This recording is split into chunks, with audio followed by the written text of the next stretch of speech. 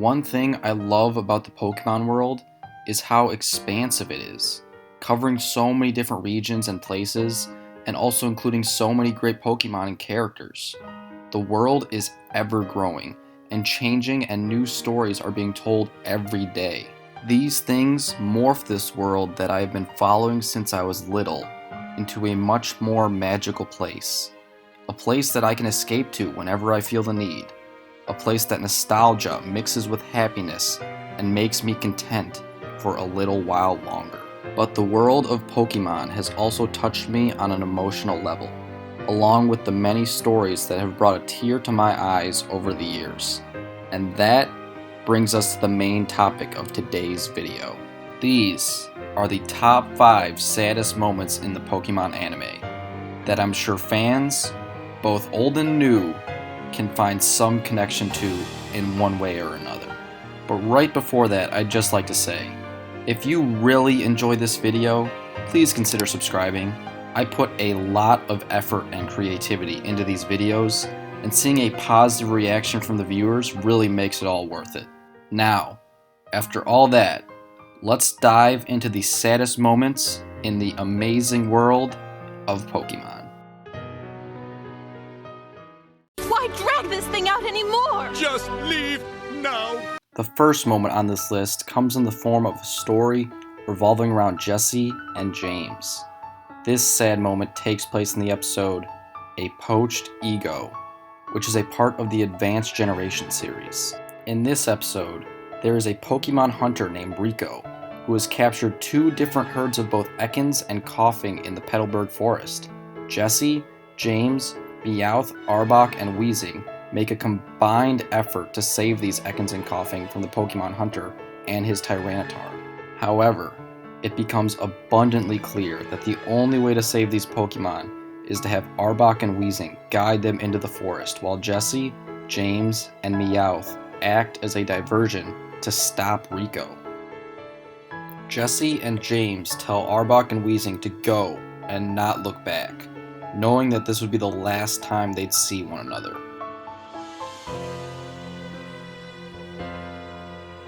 The reason this moment is so sad is because we, as fans, had grown up with Arbok and Weezing always being by the side of Jessie and James. We learned of how James received Koffing as a Christmas present, and Jessie received Ekans as a birthday present, these 2 both being their first Pokemon. We saw both Pokemon evolve in the episode Dig Those Diglett, as Jessie and James were desperate for them to do so, and the Pokemon willed it into existence because James and Jessie wanted them to evolve so badly. The most important thing about this moment is it really humanizes Jessie and James. In most episodes, they simply pester Ash and the gang and then blast off. But here, we see the deep connection they had with both Arbok and Weezing, and how letting them go was one of the hardest things they have ever had to do. Take care, Butterfree! Good luck, buddy! The next moment on this list was a real tearjerker for me as a kid, and this moment lies in the episode Bye Bye Butterfree. In this episode, the Butterfree are in their season of love to find a mate. Upon hearing this, Ash sends out his own Butterfree, who quickly falls in love with the pink Butterfree that is flying amongst the flock. Ash's Butterfree gets shot down, but ends up saving the pink Butterfree from Team Rocket. The pink Butterfree then falls deeply in love with Ash's Butterfree as well, and they quickly decide to choose each other as partners. But what makes this episode one of the saddest in Pokemon is the goodbye we see Ash make to Butterfree. Ash stands at the end of a cliff as he watches Butterfree fly away, while remembering all the good times they've had together.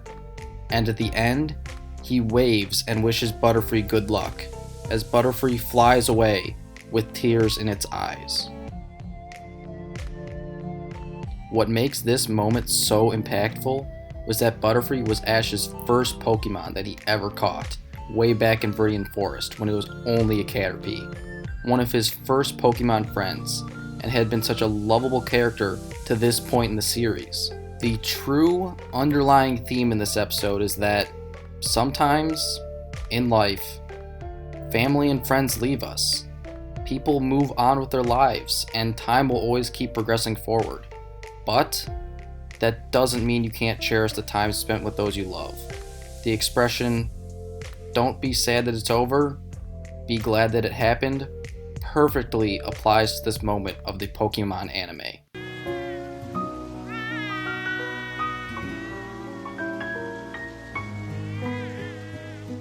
This next moment is one that I actually never intended to have in this video.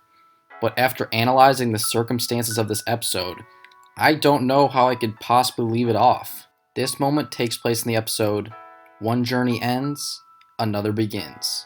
This episode begins with Litten stealing a donut from Ash. Ash then chases Litten until he follows it underneath a bridge, where Litten then gives the donut to an older Stoutland. The next day, Litten seeks out Ash to come help him, and Ash ends up finding a collapsed Stoutland who is having extreme breathing problems. Ash then carries Stoutland to the Pokemon Center, despite the fact that Stoutland is much larger than him. After arriving at the Pokemon Center, Stoutland is taken care of by Nurse Joy, but both Stoutland and Litten end up abandoning the center in the early hours of the morning to go back to the underpass of the bridge. Litten then falls asleep, and as it dreams, it has a vision of Stoutland drifting away into the distance. As Litten awakes, he realizes that Stoutland has left, and upon this realization, sees the last leaf falling off of a dying tree. Litten then starts howling as rain begins to fall. After waking up the next day, Litten sees a rainbow and a cloud that resembles Stoutland. Upon seeing this cloud, Litten is convinced to accept what has happened to Stoutland and moves on. This episode is so impactful because it explores an aspect of life that has really not been touched upon very much in the Pokemon universe to this point. That being that sometimes our loved ones will end up passing away, and that no one lives forever. I think this episode teaches an important lesson through the eyes of Litten during this story, and that is to cherish the time you have with the ones you love, because you don't know how much time there will be left, but also to be able to move on in life despite loss, because it is truly our own individual job to find what makes us happy and give life meaning. Thank you, Misty and Rob. I'll miss you. The next moment took a real toll on me when I watched the Pokemon anime the first time throughout. This moment takes place in one of the most pivotal episodes of the whole series, and that being the episode, Gotta Catch You Later. In this episode, Misty gets a call from her sisters saying that they are taking a trip around the world, and that they need Misty to go back home and take care of the Cerulean Gym. In the end of the episode, we see a tearful goodbye between Ash, Misty, and Brock. Misty remembers all the good times she had with the gang, from fishing Ash out of the lake, remembering her experiences with Ash and Brock through Kanto, the Orange Islands, and Johto. Brock gives Ash a small picnic with some cutlery, and Misty gives him a handkerchief to hold it in, and we see the three go off their three separate paths as Ash runs towards Pallet Town, thanking Brock and Misty as he goes. What makes this moment so gripping and emotional is that it is truly the end of an era. This is the end of the original gang traveling and adventuring together full time. I mean, we see some appearances from Misty again in Hoenn, and Brock and Misty return for a few episodes in Sun and Moon, but this is truly where the show starts to implement a new cast of characters for every region.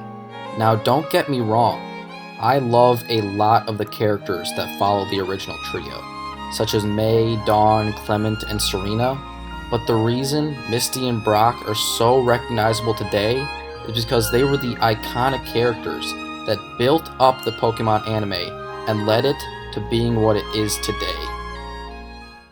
The guppy.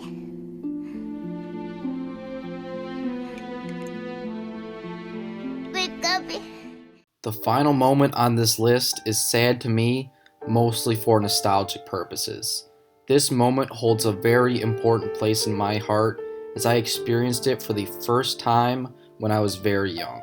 And this moment takes place in the very first Pokemon movie, Pokémon, the first movie, Mewtwo Strikes Back. Near the end of the film, as Mew and Mewtwo clash over who is better, the original Pokemon or the clones. They prepare their final attacks, as they both condense large amounts of psychic energy to hurl at each other. Ash, being both afraid and angered by the fighting, runs between the two of them as he pleads for them to stop the futile battle. Ash then gets caught in the crossfire, and due to the magnitude of the concentrated power, he ends up getting turned to stone. The stadium stares in silence as Pikachu uses Thunderbolt on Ash in vain, trying to wake him. Tears fill Pikachu's eyes as he is met with all the other Pokemon crying over the sacrifice that Ash made. But miraculously, the tears converge on Ash and magically bring him back to life, and reviving our fallen hero.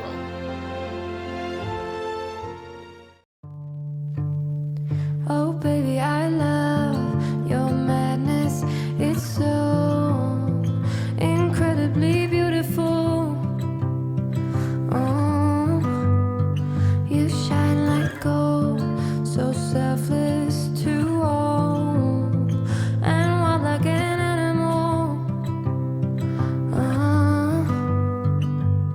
Some would say I'm insane in the right and away, but I just love to play in your fun and your games. Always hungry for more, that's just how I was born. Take me somewhere I don't know, and give me your freedom. Whoa, you love me to pieces, yeah I need it. Won't you